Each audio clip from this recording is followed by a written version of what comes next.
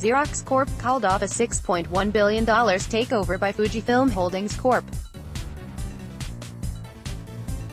and parted ways with its chief executive officer, handing a major victory to activist investors Carl Icahn and Darwin Deason. In an agreement with the two investors, which together own about 13% of Xerox, the U.S. office equipment supplier said CEO Jeff Jacobson will step down along with several other board members. John Byzantin is expected to take over as CEO while Keith Kotza, the CEO of Icahn Enterprises, will become chairman. Fujifilm on Monday said it disputes Xerox's unilateral decision, and is reviewing all of our available options, including bringing a legal action seeking damages. The settlement marks the end of a tumultuous fight between Xerox and Icahn over a transaction that would cede control of the once iconic American innovator synonymous with office copy machines to a Japanese company. As part of a deal proposed in January, Xerox would first merge with a joint venture it operates with Fujifilm in Asia, and the Tokyo-based company would ultimately take over slightly more than 50% of the combined entity. Icahn and Deason opposed the Fujifilm transaction from the start. Deason sued Xerox in February to block the proposal, accusing Jacobson of acting without authorization to strike a deal that preserved his job at shareholders' expense.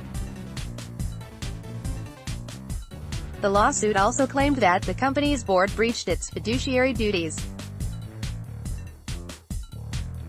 Fujifilm will urge the Xerox board of directors to reconsider their decision, the Tokyo-based company said Monday in an emailed statement.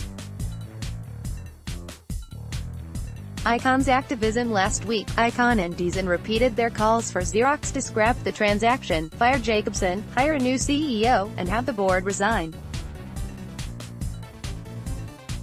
The pair said they would be willing to consider any offers for the company of $40 a share or more. Icahn has increased his activism over the past few months as he focuses his energies back on shaking up corporate targets after spending part of last year advising U.S. President Donald Trump on his regulatory agenda. He announced two more nominees for Sandridge Energy Inc.'s board on Friday, signaling he's not interested in a proposed settlement of his fight to take control of the oil and gas explorer. Icahn also reached a deal with Newell Brands Inc. that would give the billionaire investor seats on the board and see the crock-pot maker accelerate its transformation plans. Fujifilm shares rose 1.3% at 1:44 p.m. in Tokyo trading on Monday, giving the company a market value of $20.2 billion. Xerox closed 2.9% higher at $30.17 on Friday in the U.S. for a market capitalization of $7.7 billion. It's not bad for Fujifilm that Xerox ended the deal. Tomoichiro Kubota, a market analyst at Matsui Securities Co., said by phone. From the beginning, the market was not accepting the deal as a good one since they don't see big growth potential in Xerox. Separately, Fujifilm said it's acquiring the stakes it doesn't already own in drug maker and distributor Toyama Chemical Co.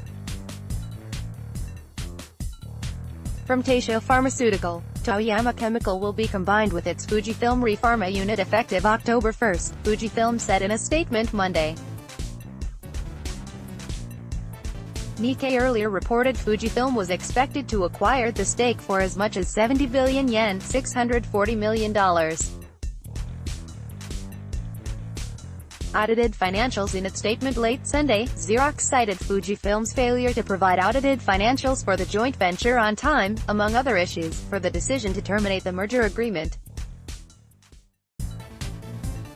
Bloomberg earlier reported on the cancellation of the transaction.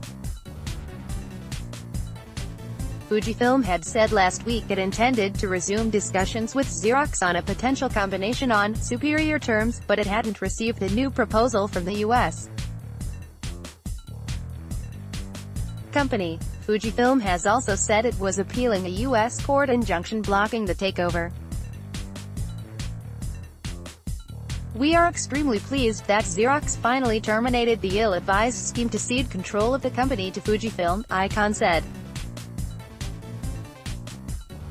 "With that behind us and new shareholder-focused leadership in place, today marks a new beginning for Xerox." Xerox said it believes that the transaction cannot reasonably be expected to be completed under the circumstances, particularly given the court injunction, and that shareholders didn't support it on current terms, as well as unresolved accounting issues at Fuji Xerox. The board also considered the potential instability and business disruption during a proxy contest. Absent a viable, timely transaction with Fujifilm, the Xerox board believes it is in the best interests of the company and all of its shareholders to terminate the proposed transaction and enter a new settlement agreement with Icahn and Icahn, it said. By Ed Hammond, Scott Devoe and Lisa Du.